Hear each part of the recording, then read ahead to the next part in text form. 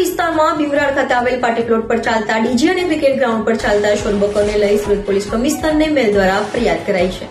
સુરતના અલથાણ પોલીસ મથકની હદમાં આવેલા પાર્ટી પ્લોટ પર ચાલતા ડીજે અને ક્રિકેટ ગ્રાઉન્ડ પર ચાલતા શોરબકોરના ન્યુસન્સ વિરુદ્ધ સુરત પોલીસ કમિશનરને ફરિયાદ કરાઈ છે, જેમાં મોડી રાત સુધી ચાલતા ડીજે સાઉન્ડને લઈ મેલ દ્વારા ફરિયાદ કરાઈ હતી। તો સુરત પોલીસ કમિશનરને મેલ કરનાર અલથાણ ભીમરાડ વિસ્તારમાં રહેતી નિધિ પટેલને જણાવ્યું હતું કે અમે મોડી રાત્રે સુધી ચાલતા પાર્ટી પ્લોટ અને બોક્સ ક્રિકેટ વિરુદ્ધ પીસીઆરને કોલ કર્યો હતો, પણ અલથાણ પીસીઆર ઘટના સ્થળ પર આવતી નથી અને અલથાણ પોલીસ સ્ટેશનના પીઆઈ ચૌહાણ પર અમારી ફરિયાદ પર ધ્યાન આપતા નથી। સાંભળો શું કહે છે નિધિ પટેલ। મારું નામ નિધિ મેથીવાલા છે। હું સાયાસીસ પેરાડાઇઝમાં રહું છું, જે ભીમરાડ પોલીસ ચેકપોસ્ટની આજુબાજુમાં આવ્યું છે। અમારું જે ફ્લેટ છે એ સરાઉન્ડેડ ઘણા પાર્ટી પ્લોટથી ઘેરાયેલું છે, જેમ કે સોમીબા પાર્ટી પ્લોટ છે, બીજે પટેલ ગ્રાઉન્ડ છે, ગોવિંદજી સ્પોર્ટ કોમ્પ્લેક્સ છે, દેન હેમિનોમ ક્રિકેટ બોક્સ છે। અહીંયા તમે જોવા જાઓ તો મેરેજ ફંક્શન સિવાય અત્યારે જે ક્રિકેટનો ટ્રેન્ડ ચાલી રહ્યો છે, જે આઈપીએલ જેવી ટુર્નામેન્ટ્સ રમાય છે, એને લઈને અમે લાઉડસ્પીકરથી બહુ હેરાન થઈ ગયા છે। અમે કેટલી પણ વાર પીસીઆરને ફોન કરીએ, રાત્રે 2-2 વાગ્યા સુધી બંધ કરવામાં નથી આવતા મ્યુઝિક। આ સિવાય સવારે અર્લી મોર્નિંગ 5 વાગે ગમે ત્યારે સ્ટાર્ટ થઈ જાય છે। એ સિવાય જો કોઈક વાર પીસીઆરે મ્યુઝિક બંધ કરાવી દીધું હોય તો રાત્રે 2 વાગે હેવી વોલ્યુમના ફટાકડા છે, જે ફાયર ક્રેકર્સ આપણે કહીએ, એ બોમ્બ ફોડવામાં આવે એટલે તમે ચમકીને જાગી જાઓ। આની રજૂઆત અલથાણ પોલીસ સ્ટેશનમાં મલ્ટિપલ ટાઈમ કરવામાં આવી છે।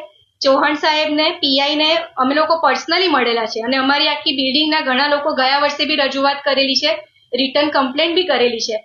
આ સિવાય મેં પોતે કમિશનર સાહેબને બી ઈમેલ કરેલા છે અને એનું રિટર્ન ઇન્વેસ્ટિગેશન બી આવેલું છે, પણ આ બધું જ ઓન પેપર આવે છે, આનું કોઈ સોલ્યુશન નથી આવતું। તો શું આટલા મોંઘા ઘરમાં રહેવા પછી બી માણસને મગજની શાંતિ નથી, તો એ સુરતમાં જવું ક્યાં? આ સિવાય અમારી જે બિલ્ડિંગ છે એ ઘણા બધા ડોક્ટર્સ હાઉસથી ભરેલી છે, જેમાં ન્યુરોસર્જન રહે છે, ક્રિટિકલ કેર ઇન્ટેન્સિવિસ્ટ રહે છે, 2-3 એમડી લેવલના લોકો રહે છે। આ લોકોની જે ઊંઘ બગડે છે એને લઈને જો કોઈ પેશન્ટમાં કેઝ્યુઆલિટી સર્જાશે એની માટેની કોણ જવાબદારી લેશે? આ લાઉડસ્પીકર વાળા લેવાના છે।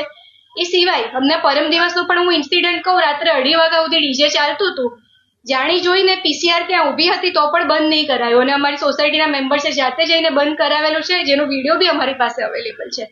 આ સિવાય જે ક્રિકેટ મેચીસ ચાલે છે તો એમાં કમેન્ટ્રી માટે આખા ડીજે સિસ્ટમની શું જરૂર છે? એમાં નાનું સ્પીકર પણ યુઝ કરી શકાય છે, પણ આ લોકો ડીજે સિસ્ટમ લાવે। જ્યારે પોલીસને રજૂઆત કરીએ તો એ લોકો અમને એવી રીતે જ જવાબ આપે, અવાજ ધીમો કરી દેશે, રાત્રે 10 વાગ્યા પછી નહીં વગાડે। અવાજ ધીમો જ કરવાનો હોય તો આટલા બધા ડીજે, એક બેઝિક સેન્સ છે કે ડીજે સાઉન્ડ, આજે ડીજે સિસ્ટમ કેટલાની આવે છે? 1000-2000 માં કોઈ ડીજે સિસ્ટમ આપે છે આપણને? વગાડવાના હોય તો જ મૂકી હોય ને, પણ આટલી બધી કમ્પ્લેન્ટ છતાં કોઈ દિવસ ડીજે સિસ્ટમ જમા કરવામાં નથી આવી।